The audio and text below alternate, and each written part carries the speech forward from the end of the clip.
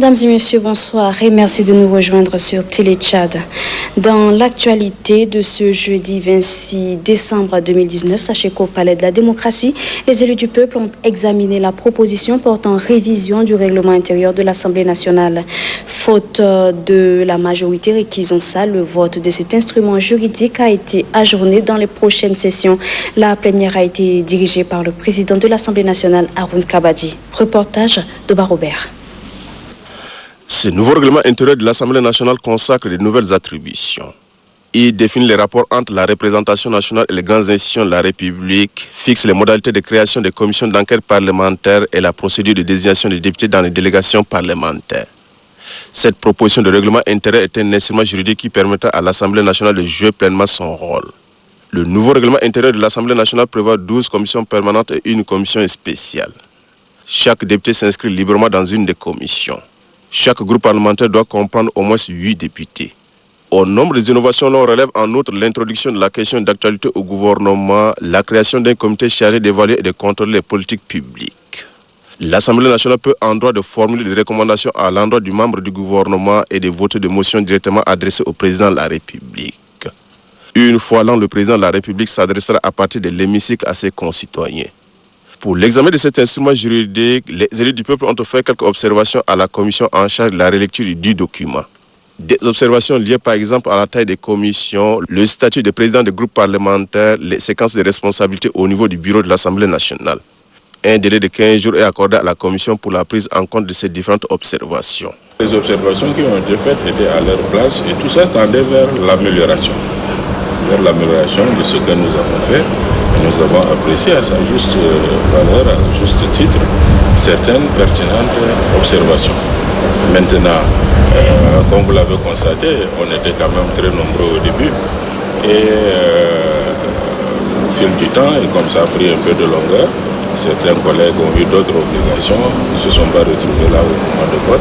Et nous pensons que la prochaine fois sera la meilleure. Et le règlement intérieur toiletté sera vraiment un très bon règlement intérieur pour le bon fonctionnement de l'Assemblée nationale. Faute de la majorité requise en salle, le vote de cette proposition de règlement intérieur a été reporté à la prochaine séance.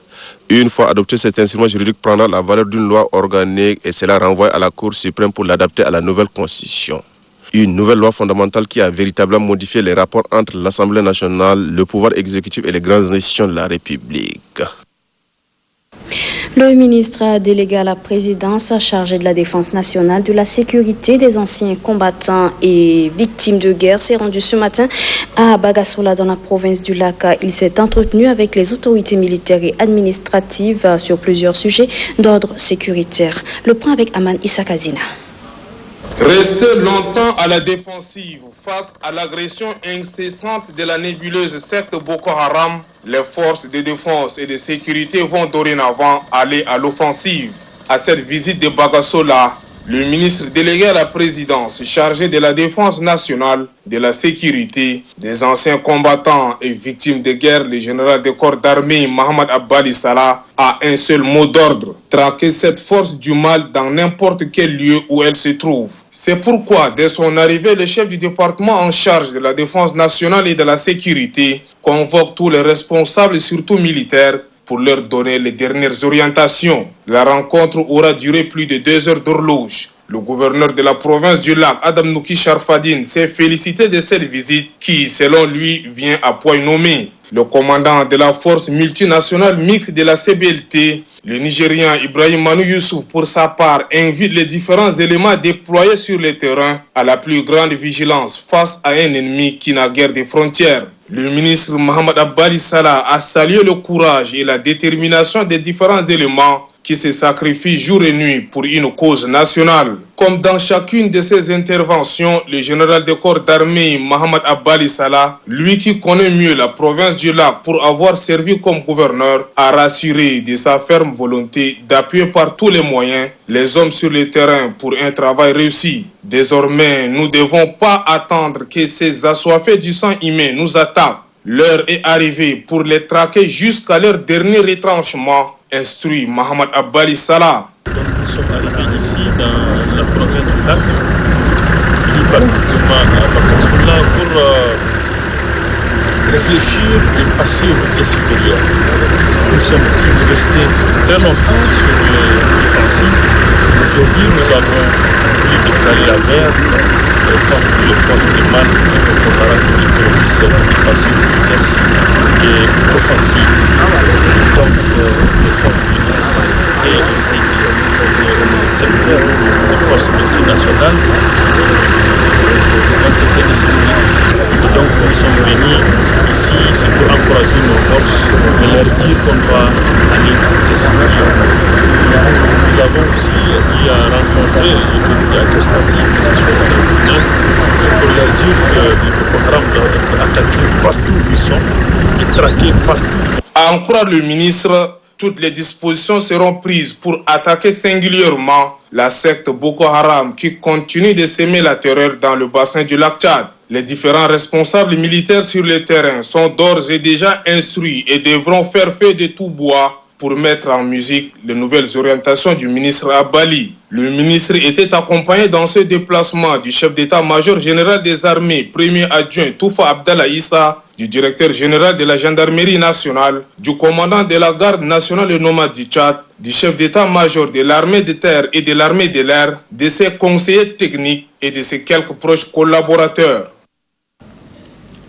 Le Tchad prépare activement le 3e recensement général de la population et de l'habitat. C'est pourquoi un atelier de validation des documents stratégiques et du budget se tient depuis ce matin ici même à N'Djamena. Les travaux sont ouverts par le ministre de l'économie et de la planification du développement, Issa Doubragna. Reportage Adef Amat Benrama. 10 ans après le 2e recensement général de la population et de l'habitat, le gouvernement, avec l'appui de ses partenaires, prépare la phase 3. Il s'agit à terme de permettre au Tchad de disposer des données fiables, actualisées et d'honorer ses engagements internationaux. Les membres du comité technique de la population auront au cours de cet atelier organisé en partenariat avec l'UNFPA à examiner et à valider les documents stratégiques et le budget du RGPH 3. La qualité des documents adoptés est cruciale pour la réussite de cette opération d'envergure, car une fois adoptés, ces documents deviendront des outils d'orientation tout au long de la vie du projet. Le Fonds des Nations Unies pour la population rassure de son appui à ce processus. Au nom de la représentante, je réitère l'appui de l'UNFPA à M. le ministre. Officiant l'événement, le ministre de l'économie et de la planification du développement a dévoilé les ambitions du gouvernement. Pour manifester sa volonté de réaliser ce recensement général de la population et de l'habitat 3, son Excellence Idriss Déby Itno, président de la République, chef de l'État, a institué par décret numéro 314/PR/MEPD/2019 du 22 mars 2019 cette opération d'envergure nationale. Conscient donc de l'importance des statistiques en tant qu'outil de décision et de pilotage des politiques et programmes du gouvernement, son Excellence Idriss Déby Itno, président de la République, chef de l'État, a bien voulu rehausser la qualité des statistiques officielles en procédant à la réforme de l'appareil statistique. Le prochain recensement comporte 2 innovations se traduisant par le greffage de 2 modules du recensement général de l'agriculture et l'utilisation des nouvelles technologies. Et puis la teneur de ce communiqué de presse ce jeudi 26 décembre 2019, le ministre de l'économie et de la planification du développement, Dr Issa Doubragna, a reçu dans son bureau son Excellence M. Juan Carlos Owono Ella Mangue, président de la Cour des comptes de la CEMAC. Après les échanges de civilité protocolaire et de souhaits pour l'année 2020 entre les 2 personnalités, la délégation conduite par le président de la Cour des comptes de la CEMAC est venue annoncer solennellement au chef du département de l'économie et de la planification du développement les préparatifs de la rentrée judiciaire de la Cour des comptes et de la réception du nouveau bâtiment de la dite institution. Ce communiqué de presse est signé de l'attaché de presse et des relations publiques Djerabé Tapol Auguste César. Le projet d'appui à la réforme du secteur de l'éducation au Tchad offre au ministère de l'Éducation nationale 418 motos. Ces engins à 2 roues sont destinés aux formateurs des enseignants du primaire et planificateurs. C'est le ministre de l'Éducation, Aboubakar Siddiq Tchoroma, qui a réceptionné ce don. Ali Mamad Bello. Des engins à 2 roues pour appuyer l'école tchadienne. 418 motos destinées aux formateurs des enseignants du primaire et planificateurs sur toute l'étendue du territoire. À la commande, le projet d'appui à la réforme du secteur de l'éducation au Tchad. Ces motos sont achetées pour améliorer la qualité de l'éducation et pour qu'il y aura un suivi de proximité, surtout au niveau de région. Parce que les inspecteurs, les planificateurs et les autres nous disent le plus souvent que eux, ils n'ont pas les moyens de suivre les enseignants dans les écoles.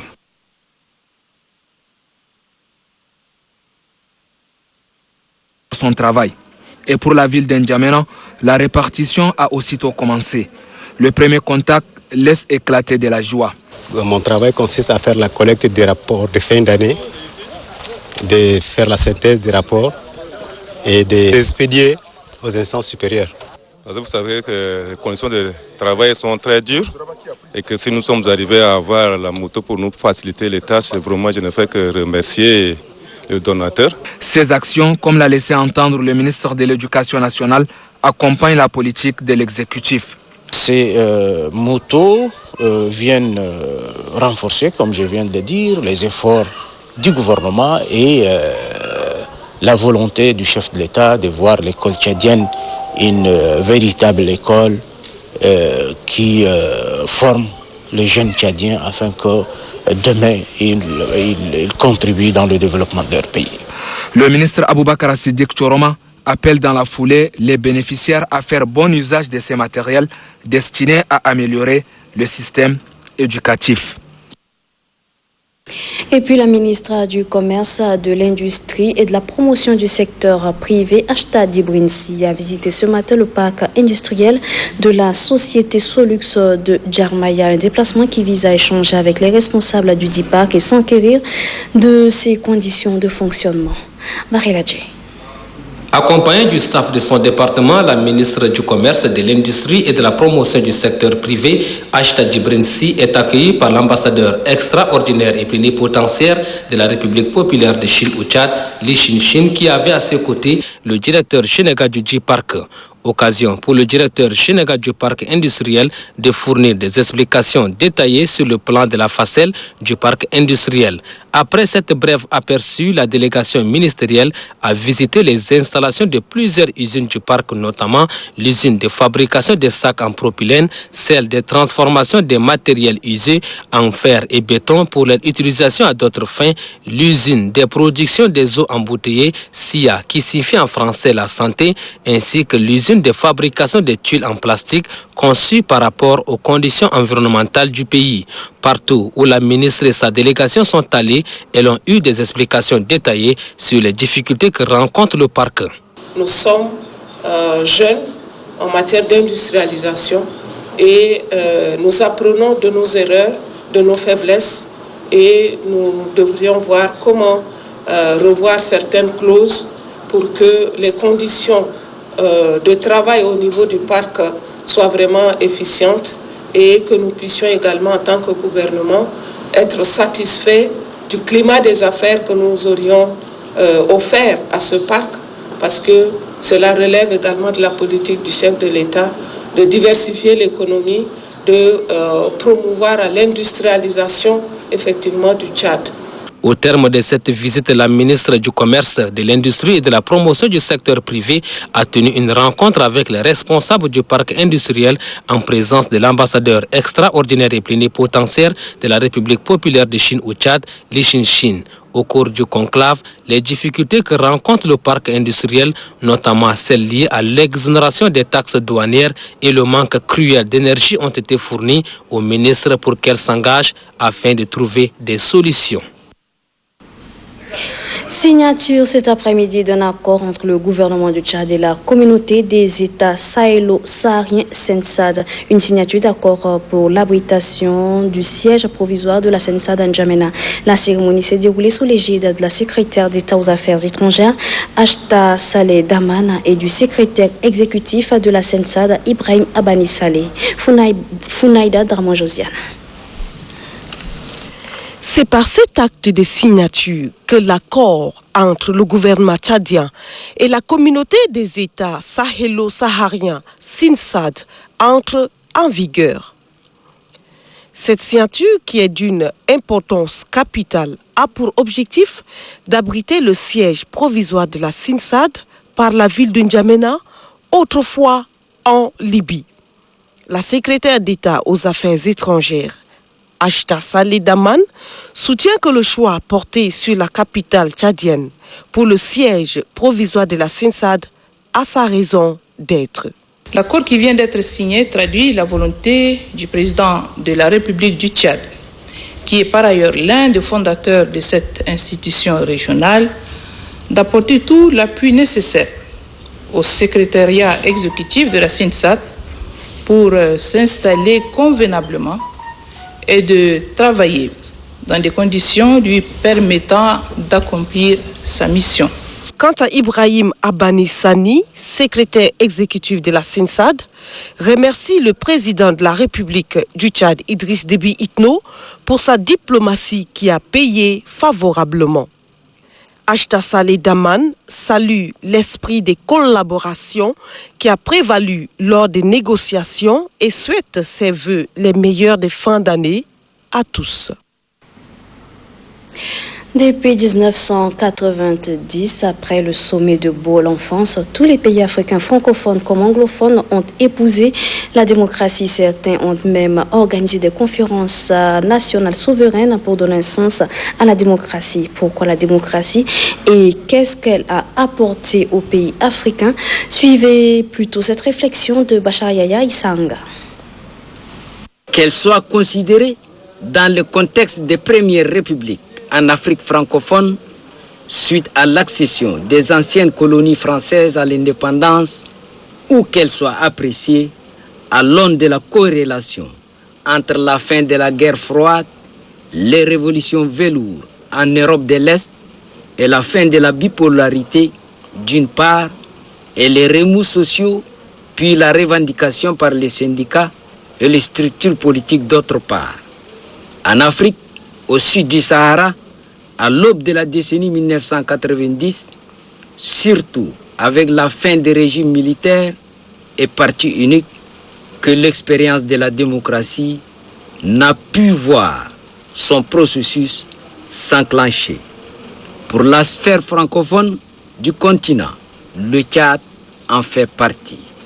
Le sommet de Bol en France, en 1990, entre le président français François Mitterrand et les chefs d'État africains a été pour beaucoup dans le basculement de ce pays, dans le multiculturalisme intégral. Avec le vent de la démocratie, le Tchad a changé de visage sur le plan politique. Hormis les anciens partis politiques, d'autres formations politiques ont vu le jour. À cela s'ajoutent les organisations des droits de l'homme et autres associations de la société civile pour que le marigot politique tchadien marche. C'est alors que la transition de la donne monolithique vers l'ouverture tout azimut a pu s'opérer sur le mode vide répandu de la tenue, ça et là, de conférences nationales, dont le Bénin a été le pionnier. Au Tchad, comme dans bien d'autres pays, le forum s'est étalé sur une longue durée, peut-être en raison de l'importance des questions à traiter, mais aussi et surtout parce qu'il fallait réussir à déboucher sur autant de modus vivendi ou operandi pour s'offrir la certitude d'un bon départ pour une aventure libérale voulue de tous et saisissante de par ses promesses à bien des égards. L'an 2020 sera l'année des élections. Pour que ces élections se déroulent dans de bonnes conditions, l'Assemblée nationale a déjà voté la loi organique. Une loi qui donnera une crédibilité aux élections.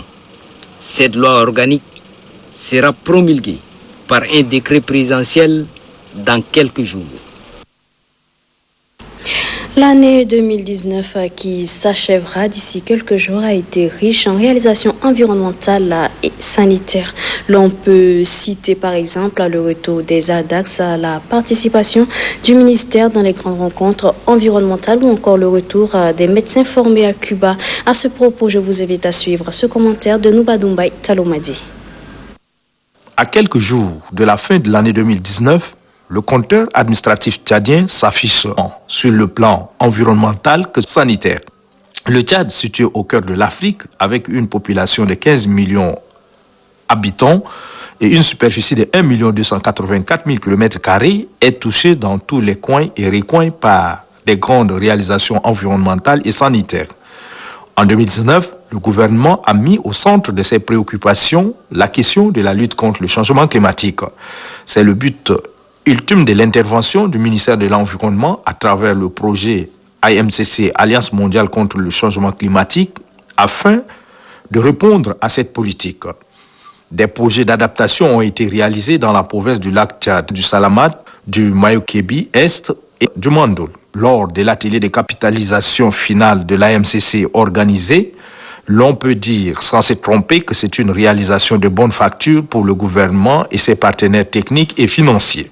Pour mieux faire face à ce phénomène, le ministère de l'Environnement, de l'eau et de la pêche a fait le déplacement de Madrid à la COP25. Par le biais de la francophonie, la délégation a saisi l'opportunité pour présenter les différentes réalisations de lutte contre le changement climatique. L'accent a été mis sur les 4 projets d'adaptation, à savoir le projet d'appui à la production agricole durable et diversifiée, adaptée à la vulnérabilité et au changement climatique, pour renforcer la résilience des ménages par l'introduction des techniques agricoles innovantes dans la province du lac. À cela s'ajoute la gestion de la fertilité des sols et soutien à une agriculture résiliente au changement climatique dans la région du Mandoul. Puis, dans la région du Salamat et Mayo-Kébi, dans la région du Salamat, c'est la gestion concertée des mares. Et dans la province du Mayo-Kébi, c'est le projet de l'amélioration de la communication et de l'éducation environnementale. Les différents directeurs des fonds tels que Fonds spécial en faveur de l'environnement FSE, le Fonds national de l'eau et le représentant du partenaire financier du ministère de l'Environnement PNUD se sont reliés pour présenter les différentes structures de lutte contre le changement climatique. Le résultat des activités obtenues corrobore parfaitement avec la vision du gouvernement en 2019. Aussi, le Tchad, à travers le ministère de l'Environnement, de l'eau et de la pêche, a participé au sommet des Nations Unies sur l'action climatique. Le président Idriss Déby Itno a soulevé la question des accords de Paris. Le chef de l'État appelle les pays signataires à plus d'ambition pour traduire en actes les engagements pris à Paris en France lors de la COP21. Un plaidoyer très aigu a été fait à l'endroit de la communauté internationale afin de voler au secours du lac Tchad menacé de disparition. L'année 2019 est aussi marquée par un retour à la vie sauvage. C'est à 16h35 heure locale que le cargo apprêté par le prince d'Abu Dhabi atterrit à l'aéroport d'Abéché avec à son bord 15 ADAC dont 11 femelles et 4 mâles.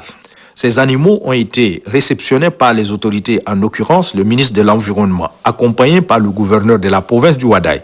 Sur le plan national, le retour de cette espèce emblématique dans sa terre d'origine après presque 3 décennies de disparition est un moment clé de l'histoire de l'environnement du Tchad. C'est une source de fierté, de cohésion sociale et nationale, un symbole de force, de beauté et de résilience après les temps d'adversité. Cela est à inscrire à l'actif du président de la République, Idriss Déby Itno. Cette initiative novatrice qui entre dans le cadre de la protection du patrimoine animalier mondial. Réintroduire ces espèces menacées dans leur habitat et leur milieu naturel, c'est l'objectif de cette opération prônée par le chef de l'État Idriss Déby Itno, car c'est le retour ambitieux des grands mammifères du monde. Sur le plan mondial, l'approche collaboratrice des partenaires donne l'espoir de vie à plusieurs espèces menacées à travers le monde. Il faut aussi dire qu'en 2019, la question de la santé de la population a retenu l'attention particulière du chef de l'État, Idriss Déby. La santé est l'un des piliers du progrès socio-économique, de la productivité, de la richesse d'un pays. Une population bien portante constitue un atout majeur pour un pays en quête de développement et de la paix, comme le Tchad. Le taux de mortalité infantile et maternelle n'est plus élevé. La couverture médicale est suffisante. La population est soumise à une forte mobilité vers des dispensaires et hôpitaux du pays pour avoir accès aux soins de base en dépit de l'existence de quelques infrastructures médicales, notamment dans la capitale ainsi que dans certaines provinces. Ce qui témoigne d'une certaine confiance quant à l'offre et à la qualité de ces derniers, au-delà du coût de transport pour y accéder. Malgré les efforts du gouvernement, des personnes de mauvaise foi torpillent la bonne volonté de l'État tchadien. Cette situation provoque la colère sainte du président de la République, Idriss Déby, par une visite inopinée à l'hôpital général. Lors de cette visite, le chef de l'État marque des pauses et pose des questions aux docteurs stagiaires en service. Administrativement, le chef de l'État a mis à profit cette visite pour corriger certaines lacunes en nommant de nouveaux responsables qui ont pour mission de conduire les structures de santé avec orthodoxie et parcimonie. L'année qui s'achève prend en compte la question de la santé publique au regard du rythme de l'évolution des connaissances, des techniques médicales, des ressources humaines formées et la pose pierre des infrastructures modernes dont l'existence en ce qui concerne la qualité, la multiplicité et la diversité des services demandés est de taille. À la lumière des diverses appréciations des réalisations faites, le bilan est globalement satisfaisant. Mais un seul doigt ne peut casser l'arachide. Bonne et heureuse année. Le rendez-vous est pris pour 2020. La caravane ophtalmologique initiée par la Fondation Grand Cœur au district sanitaire d'Adré reçoit la visite du préfet du département d'Assonga. L'objectif de cette visite est de constater l'évolution de la caravane dans la localité ainsi que l'état de santé des malades déjà opérés. Mohamed Oumar Moussal.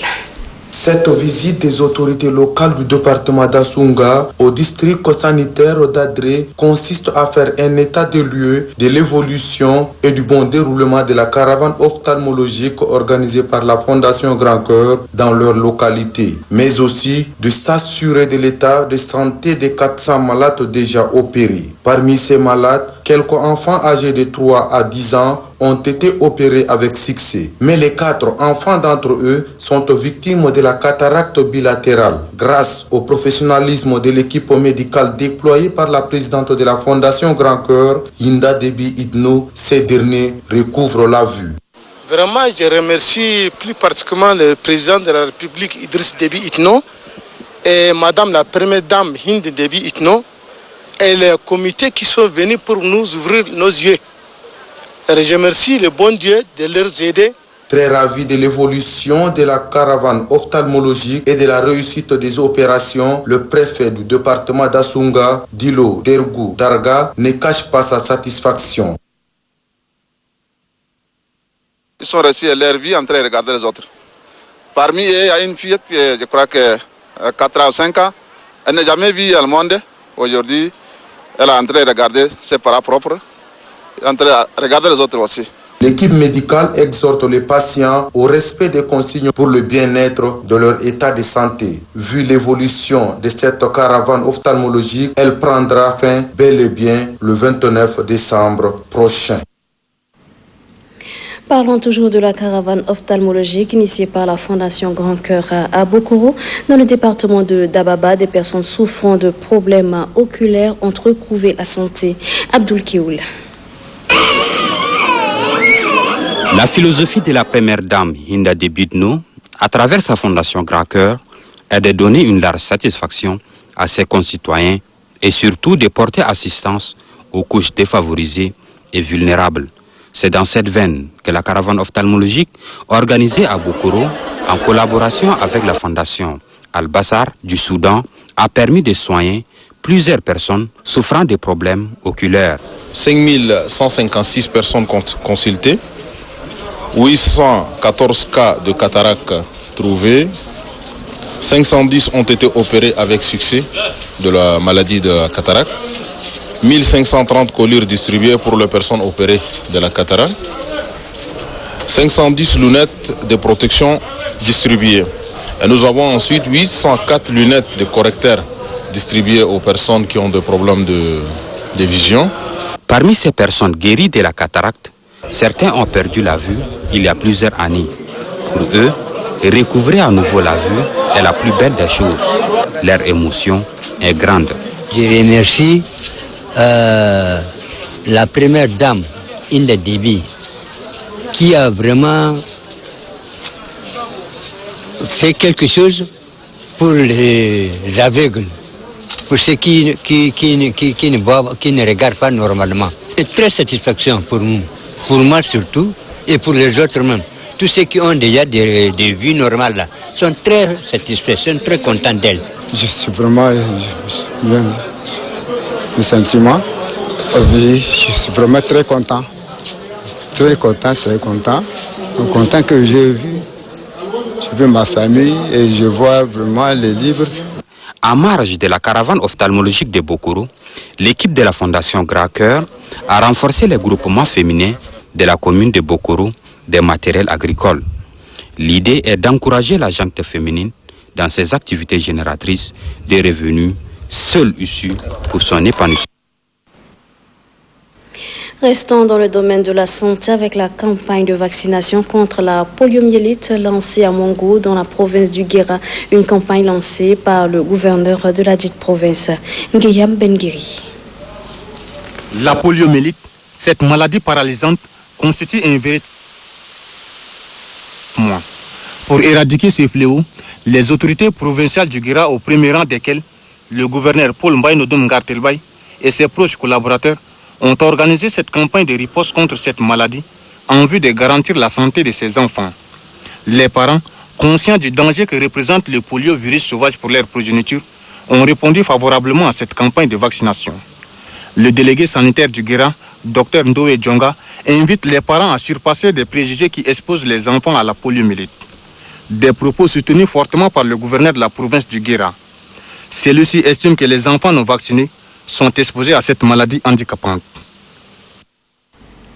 Sachez également qu'un atelier de formation sur l'apport des médias dans la lutte contre le ver de Guinée s'est ouvert à Assar dans la province du Moyen-Chari. C'était en présence des autorités locales de la dite province. Dieudonné Couteau. Cet atelier de formation de l'apport des médias dans la prévention et la lutte contre la maladie du ver de Guinée dans les provinces du Moyen-Chari et du Mandoul est appuyé techniquement et financièrement par le Centre Carter. Le coordonnateur national du Centre Carter, Dr Chidembe Wakou, a salué l'initiative des hommes des médias qui ont pris conscience en voulant apporter leur pierre de contribution face à cette maladie qui fait rage dans les provinces du Moyen-Chari et du Mandoul. Le délégué sanitaire de la province du Moyen-Chari, Dr Youssouf Saleh Mahamat, renseigne qu'à l'instar des autres pays du monde, le Tchad s'est engagé à éradiquer la maladie du ver de Guinée. Et pour mener cette lutte, il est important d'impliquer tout un chacun, car la maladie du ver de Guinée constitue une préoccupation majeure pour le gouvernement tchadien et ses partenaires. Youssouf Saleh Mahamat d'ajouter qu'un diagnostic communicationnel s'avère nécessaire pour amener les journalistes et les hommes des médias à s'impliquer dans cette lutte afin d'opérer un changement de mentalité à la population. Il faut ajouter que le Tchad fait partie des 5 pays où cette maladie persiste et nécessite davantage des campagnes de lutte, car sur plus de 1500 cas d'infection détectés au Tchad, il y a 518 cas dans la province du Moyen-Chari, dont 512 chez les chiens et 5 cas chez les êtres humains et 1 cas chez le chat, selon le dernier bilan des activités du premier semestre 2019 du programme national d'éradication du ver de Guinée. Installation du nouveau délégué en charge de l'agriculture de la province du Bata, Abdallah Adoum Omar, aura désormais pour mission de coordonner les activités agricoles de la dite province. C'est le secrétaire général de cette circonscription administrative qui l'a officiellement installé, Mahamad Tayer Dibouinalour. L'agriculture dans la province du Bata occupe une place hautement importante compte tenu des caractéristiques de cette province et des potentialités existantes. Après une fusion de quelques années avec la délégation du développement rural, celle de l'agriculture est à nouveau séparée avec la nomination d'un délégué provincial. Nommé au terme du décret 2027 du 4 décembre 2019, Abdallah Adoum Omar est appelé désormais à coordonner, superviser et animer les services déconcentrés du secteur de l'agriculture, étant donné que les hautes autorités accordent une importance particulière à la promotion de l'agriculture. La tâche du nouveau délégué, selon le secrétaire général de la province du Bata, Salih Agartigani, demande efficacité et abnégation. C'est pourquoi il lui rappelle les nombreux. La gestion rationnelle des ressources humaines, financières et matérielles mises à votre disposition. Le suivi et l'évaluation des programmes et projets mis en place dans la province. Le suivi et l'application des orientations relatives au secteur concerné. Le suivi et l'exécution du budget de fonctionnement de la délégation provinciale. Selon les délégués entrants, l'importante question de comment atteindre les objectifs passe nécessairement par 3 étapes essentielles, à savoir la communication, la définition des rôles et tâches de chaque acteur et le partage des indicateurs de succès. Volet religion à présent, les chrétiens de la province de Silla ont célébré avec faste la naissance de Jésus-Christ. La cérémonie s'est déroulée à l'église évangélique de Gosbeïd en présence du secrétaire général de la province de Silla, Ben Arabi Abdelrazak.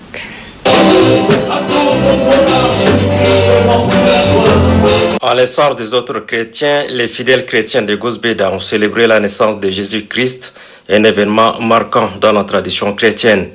À l'église évangélique locale de Gosbeïda, on a noté la présence du secrétaire général de la province, Oumarou Sandamakaché III, du préfet du département de Kimiti et des responsables en charge de la sécurité.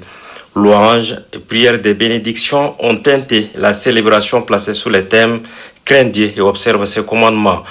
Dans son message, le pasteur Ababa Assagé Aaron s'est appesanti sur la naissance miraculeuse de Jésus de Nazareth et le caractère humble de celui qui fut le sauveur de son peuple. Par la même occasion, il a appelé les chrétiens à l'unité et à prôner l'amour et le pardon à l'effet de vivre une vie remplie des grâces de Dieu.